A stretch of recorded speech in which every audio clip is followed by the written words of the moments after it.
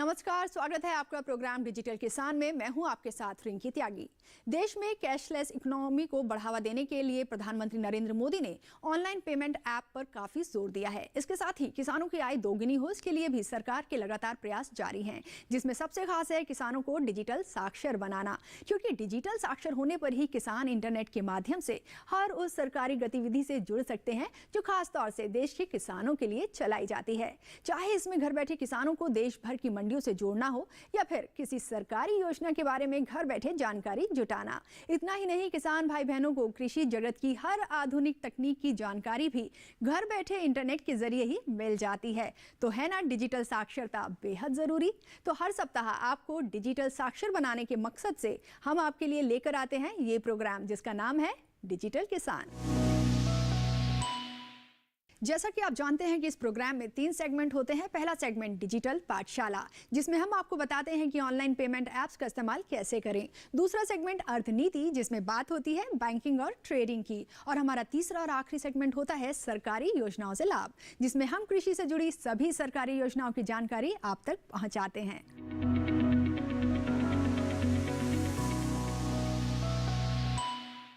एक किसान के लिए बेहद ज़रूरी है कि उसे सेंट्रल गवर्नमेंट या स्टेट गवर्नमेंट की योजना के बारे में समय पर जानकारी मिले, क्योंकि योजना का लाभ तभी मिल पाता है जब आप उस योजना के लिए निर्धारित समय सीमा पर आवेदन करते हैं। तो आज हम आपको बताएंगे एक ऐसे वेब पोर्टल के बारे में जो किसानों की इसी परेशानी का समाधान देता है।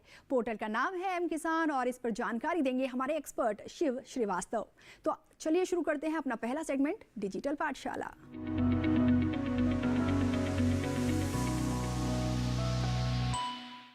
Welcome to our show digital किसान सर। और जैसा कि आज आप जानते हैं कि हम बात करेंगे एम किसान वेब पोर्टल की, तो सबसे पहले तो आपसे यही जानना चाहेंगे कि क्या है ये पोर्टल और किस तरह से हमारे किसान भाई बहन इससे लाभ उठा सकते हैं।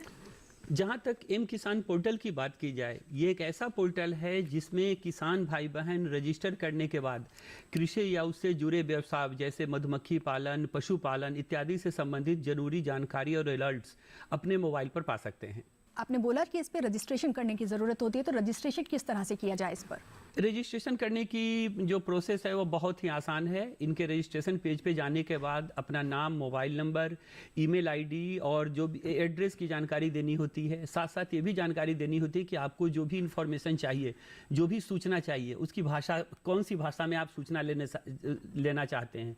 वहीं दूसरी तरफ खेती से संबंधित एक छोटी सी जानकारी होती है कि ये जानना कि आपके पास जो ज़मीन है वो कितनी है। बस ये सारी एक साधारण सी जानकारी है। इसको भरने के बाद आप रजिस्ट्रेशन प्रोसेस पूरा हो जाता है। आपसे ये भी जानना चाहेंगे कि जब रजिस्ट्रेशन करते हैं तो उसके लिए क्या कोई एज लिमिट भी है? क्या माइनर्स भी कर सकते हैं इसके लिए? इसमें रजिस्ट्रेशन करने के लिए कोई भी एज लिमिट नहीं है, माइनर भी रजिस्ट्रेशन कर सकते हैं। और रजिस्ट्रेशन की ही अगर हम बात करें तो क्या किसी डॉक्यूमेंट्स की भी जरूरत पड़ती है इस पर? इसमें रजिस्ट्रेशन करने के लिए कोई भी डॉक्यूमेंट्स की जरूरत नहीं पड़ती है। जैसा मैंने पहले बताया, नाम, पता और जरूरी जानकारी देने के बाद रजिस्ट्रेशन सक्सेसफुल हो जाता है। साथ ही अब आपसे जानना चाहेंगे कि इसका इस्तेमाल कैसे किया जाए, क्या कुछ फीचर्स इसमें दिए गए हैं? जी देखिए, जहाँ तक इसमें इस्तेमाल की बात है, जैसा मैंने पहले भी बताया, ये एक वो वेब पोर्टल कृषि और उससे जुड़े हुए व्यापार से संबंधित जरूरी जानकारी, जैसे मौसम क्या रहेगा आने वाले दिनों में। अगर हमने अपने एक इलाके का एक जगह चुना तो यहाँ हमारे से संबंधित सारी जानकारी आ जाएगी। अगर कोई तूफान या बाढ़ वगैरह की आशंका है, कुछ भी मौसम में अगर बहुत बड़ा परिवर्तन होने वाला है, उसके भी अलर्ट्स हमारे पास आते हैं। तो जो जिस कृषि में भी जिनका जुड़ाव है, जो वो खेती करते हैं, उससे संबंधित और अपने इलाके से संबंधित जानकारी प्राप्त कर सकते हैं। तो सर, यहाँ पर एक ऑप्शन दिया गया है पुश SMS और पुल SMS। आपसे जानना चाहेंगे कि क्या है पुश और पुल SMS? जहाँ तक पुश और पुल SMS की बात है, एक SMS के लिए जहाँ तक रजिस्टर करने की बात है तो एक जो लिखित एक फॉर्मेट होता है, जैसे हमने देखा कोई एक कीवर्ड दिए जाते हैं, उसके बाद स्पेस करके वो नंबर पे भेजे जाते हैं, उसको हम पुश SMS कहते हैं। जहाँ तक पुल SMS की बात है, जब हम रजिस्टर करेंगे इस पर तो जो हमारे पास मैसेजेज आएंगे अलर्ट्स के, जानकारी के, जो भी हमारी ज़रूरत है उसके हिसाब से आएंगे, उसको हम पुल SMS कहते हैं। बिल्कुल, ये थोड़ा कंफ्यूजिंग भी हमेशा से रहता है कि पुल और पुश में जी हाँ, जी काफ़ी हाँ। कन्फ्यूजन जी। रहता है। तो अगर हम इंटरनेट कनेक्टिविटी की बात करें, क्योंकि ये एम किसान जो है वो किसानों के लिए है, और अधिकतर हमने देखा है जितने भी रूरल एरियाज़ होते हैं उनमें जो कनेक्टिविटी है नेटवर्क की वो कम रहती है, तो ऐसे में आप क्या कहेंगे, कितना लाभकारी है ये पोर्टल? बहुत ही लाभकारी है, क्योंकि इसकी कनेक्टिविटी के लिए इंटरनेट की ज़रूरत नहीं होती है। नॉर्मल जो मोबाइल डाटा है, जिसमें जैसे एसएमएस, इसके लिए इंटरनेट की ज़रूरत नहीं होती है। वहीं दूसरी तरफ आईवीआरएस है, उसके लिए भी इंटरनेट की ज़रूरत नहीं होती है। तो जिस इलाके में इंटरनेट नहीं भी होगा, वहाँ इसका उपयोग किया जा सकता है। बिल्कुल, आपने जिक्र किया है आईवीआर का, तो आपसे समझना चाहेंगे आईवीआर क्या है और किस तरह से हमारे जो किसान भाई बहन हैं इसका इस्तेमाल कर सकते हैं। आईवीआरएस की बात की जाए, इसका मतलब होता है इंटरेक्टिव वॉइस रिस्पांस सिस्टम।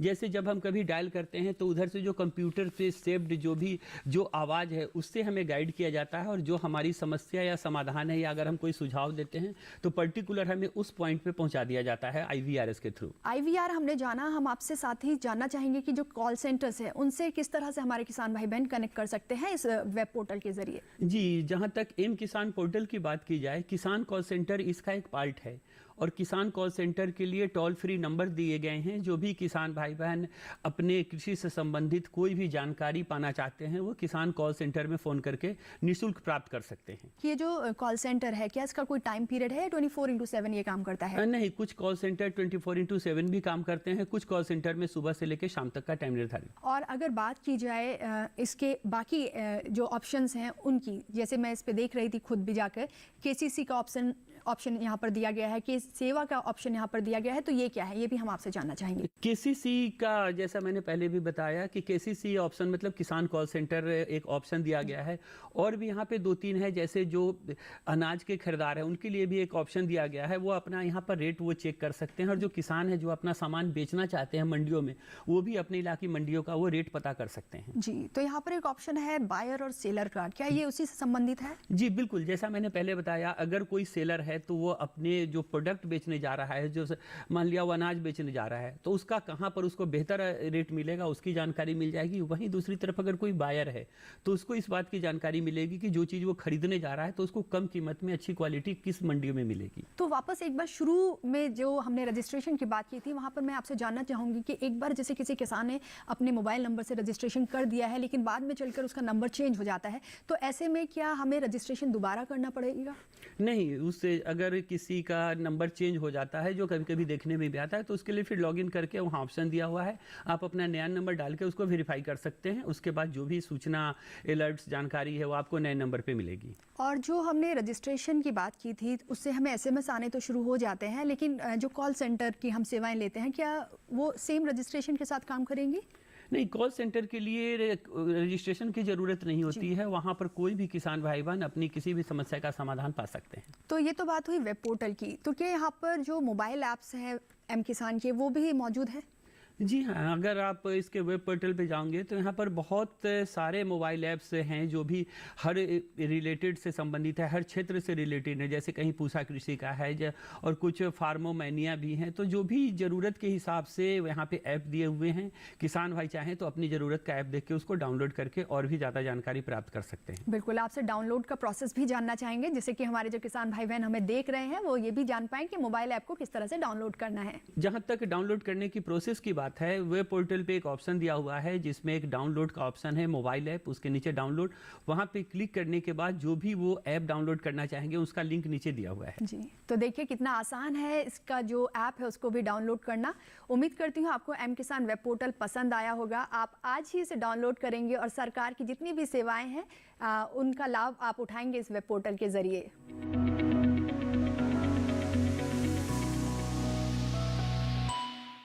फिलहाल यहाँ रुकेंगे एक छोटे से ब्रेक के लिए। ब्रेक के बाद हाजिर होंगे अपने दूसरे सेगमेंट अर्थनीति में, तो कहीं जाइएगा नहीं, बने रहिए हमारे साथ डीडी किसान पर।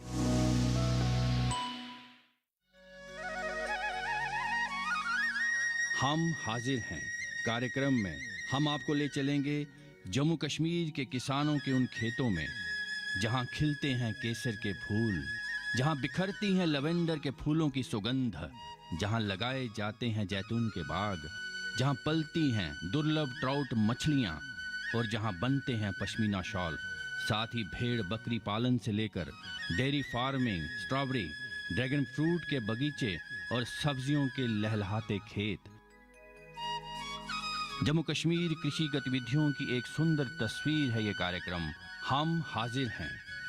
कार्यक्रम हम हाजिर हैं शनिवार दोपहर 12 बजे सिर्फ दूरदर्शन किसान चैनल पर। ब्रेक के बाद आप सभी का स्वागत है डीडी किसान पर। आप देख रहे हैं प्रोग्राम डिजिटल किसान। तो बढ़ते हैं अपने अगले सेगमेंट अर्थनीति की ओर, जिसमें आज हम आपको जानकारी देंगे इनकम टैक्स की। क्या होता है इनकम टैक्स, सरकार क्यों लगाती है इनकम टैक्स? तो रुक करते हैं पहले से स्टूडियो में मौजूद हमारे एक्सपर्ट शिव श्रीवास्तव का।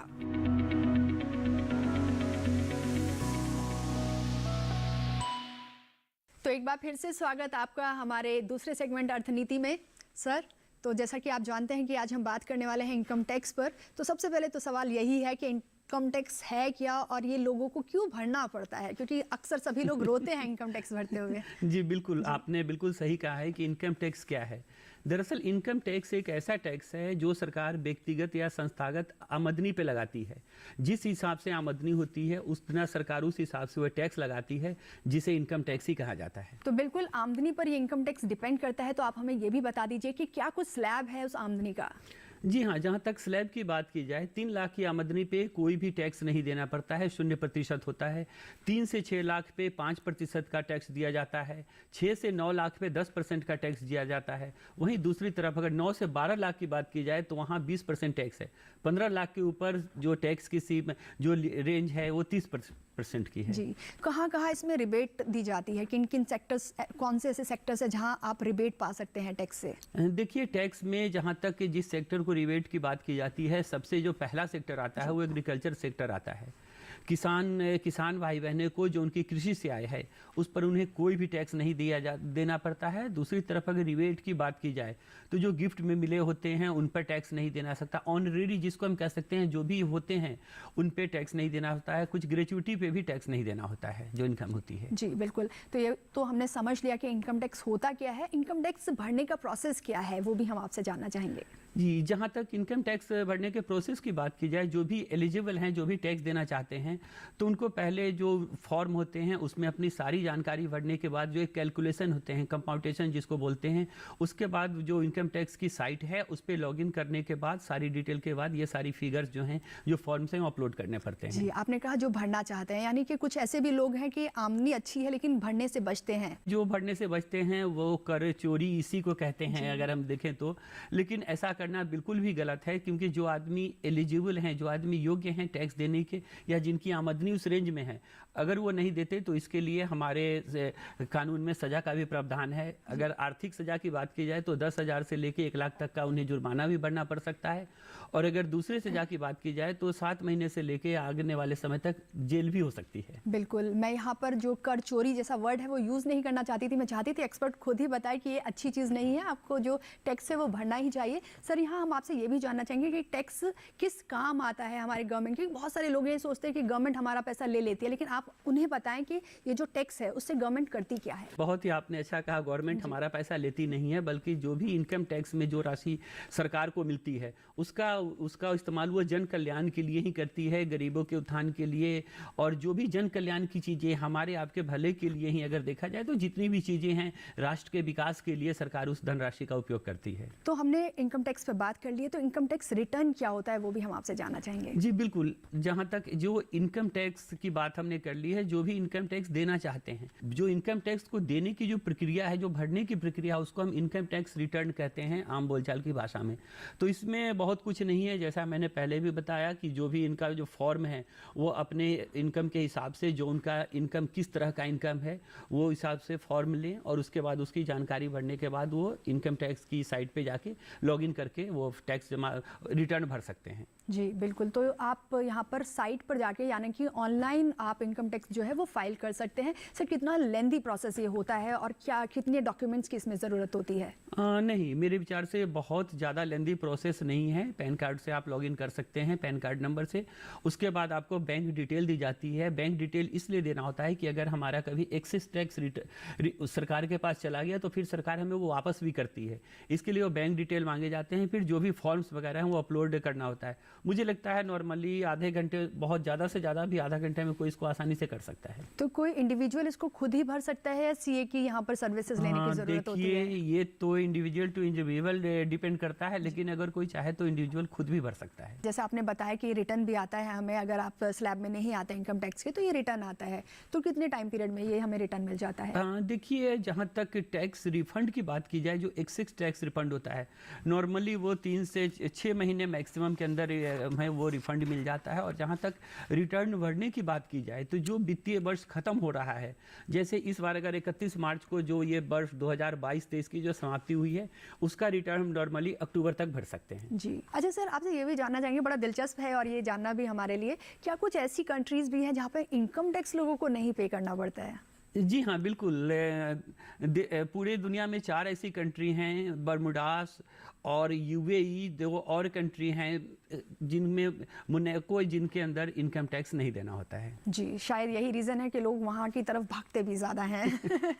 तो अगर हम भारत की बात करें तो वो ऐसे कौन से टॉप 3 स्टेट्स हैं जो इनकम टैक्स सबसे ज़्यादा पे कर रहे हैं? जी, जहाँ तक अपने देश की बात की जाए, महाराष्ट्र, दिल्ली और उसके बाद अगर बात की जाए तो महाराष्ट्र, दिल्ली के बाद तीसरा नंबर 2 ऐसे स्टेट हैं देश में जो सबसे ज़्यादा टैक्स अभी देते हैं। जी, तो देखिए दिल्ली और महाराष्ट्र सबसे ज़्यादा जो टैक्स है वो पे कर रहे हैं और हमें भी जो टैक्स है वो पे करना है, क्योंकि इसी से जो हमारे भारत का विकास है वो होता है, तो हमें टैक्स से बचना नहीं है। सर, आप हमारे स्टूडियो में आए और हमारे दर्शकों को इतनी अच्छी जानकारी आज आपने दी है, आपका बहुत बहुत धन्यवाद। बहुत बहुत धन्यवाद।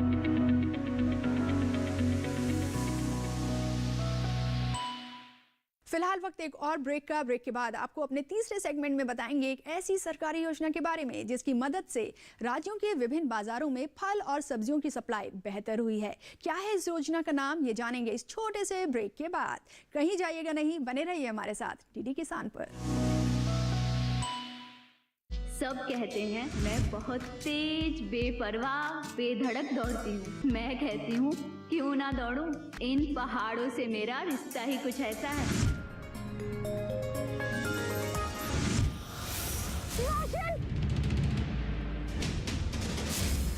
यही तो है हमारी बहू एंजल। तुम यहाँ? तुम होश में तो हो? तुम्हारा सामने किसका होश रहता है एंजल? मैं इस घर का दामाद होने के साथ साथ आपके पोते जैसा भी हूँ और मेरा ये पूरा फर्ज बनता है मैं आप सबका ख्याल रखूं। अरे ख्याल रखना ही था तो मेरी बेटी का ख्याल रखते। छोड़ दो ना उसे। अगर रोशन मेरा नहीं हुआ ना तो एंजल का भी नहीं होगा। आंटी, आपको एक बहुत इम्पोर्टेंट न्यूज देनी थी। बताओ क्या बात करनी है? आंटी, आपको पता है अनन्या यहाँ अंकल के कहने पर ही रोशन और एंजल का डाइवोर्स करवाने आई है। तुम हो कौन? ये मेरी एंजल है।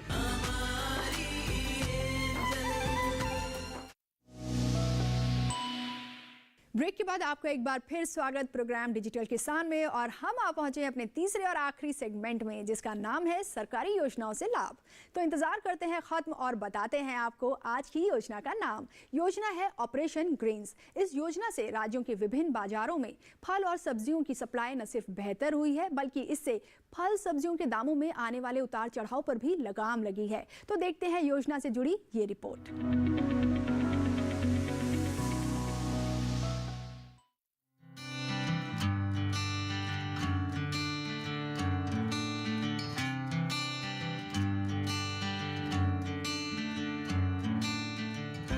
फल और सब्जियां बहुत जल्दी खराब हो जाने वाली फसलें हैं। बाजार में भाव कम हो या ज्यादा, इन्हें बेचना किसान की मजबूरी है। सरकार किसानों की इसी मजबूरी को दूर करने के लिए ऑपरेशन ग्रीन्स चला रही है। ये ऐसी योजना है जो किसान उत्पादक संगठनों, कृषि लॉजिस्टिक्स, प्रसंस्करण सुविधाओं और कारोबारी इंतजामों को प्रोत्साहित करती है। इसकी घोषणा 2018-19 के आम बजट के दौरान की गई थी। तब इसमें सिर्फ 3 फसलें शामिल थी, टमाटर, प्याज और आलू। टमाटो का टी, अनियन का ओ और पोटैटो का पी लेकर इन फसलों को नया नाम टॉप दिया गया। शुरुआत में ऑपरेशन ग्रीन्स के लिए 500 करोड़ रुपए मंजूर किए गए। खाद्य प्रसंस्करण उद्योग मंत्रालय ने नवंबर 2018 में ही इस योजना को लागू कर दिया। योजना के मुख्य रूप से 5 उद्देश्य हैं। टॉप उत्पादन क्लस्टरों और उनके एफपीओ को मजबूत करना और उन्हें बाजार से जोड़ने के लिए किसानों को मिलने वाले मूल्य में बढ़ोतरी करना। टॉप क्लस्टरों में उत्पादन योजना और दोहरे उपयोग वाली किस्मों को शामिल करके किसानों और उपभोक्ताओं को स्थिर मूल्य दिलाना।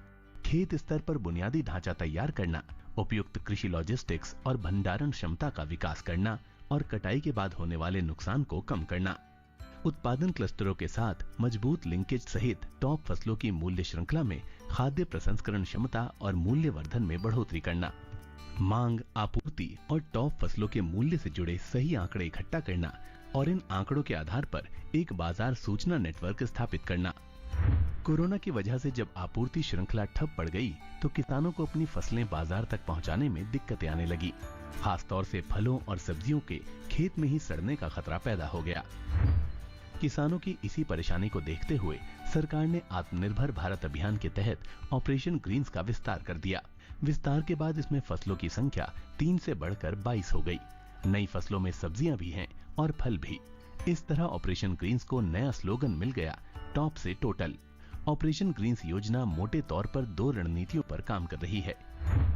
एक है मूल्य स्थिरीकरण के लिए उपाय और दूसरी एकीकृत मूल्य श्रृंखला विकास परियोजनाओं के लिए। मूल्य स्थिरीकरण रणनीति अल्पकालिक है, जबकि एकीकृत मूल्य श्रृंखला विकास परियोजना दीर्घकालिक। अल्पकालिक मूल्य स्थिरीकरण उपाय के 2 घटक हैं: उत्पादन स्थल से भंडारण तक टॉप फसलों की ढुलाई और टॉप फसलों के लिए उपयुक्त भंडारण सुविधाओं को किराए पर लेना। मूल्य स्थिरीकरण के लिए नोडल एजेंसी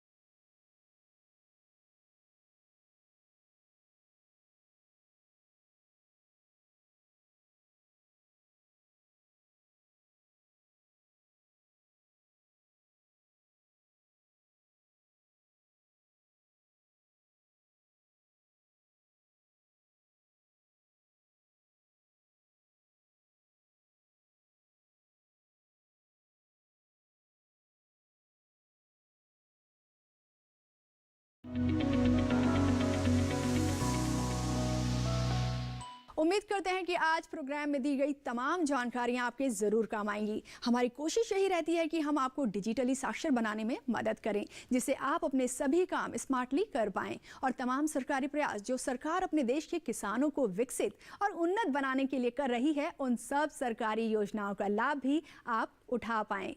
दोस्तों, अगर आप कार्यक्रम से जुड़ा कोई सवाल पूछना चाहते हैं या हमें अपना कोई सुझाव देना चाहते हैं तो आप हमें मेल कर सकते हैं। हमारा मेल एड्रेस है digital.agrikisan@gmail.com। अगले हफ्ते कुछ और नई डिजिटल जानकारियों के साथ आपसे फिर होगी मुलाकात। तब तक के लिए दीजिए इजाजत। नमस्कार।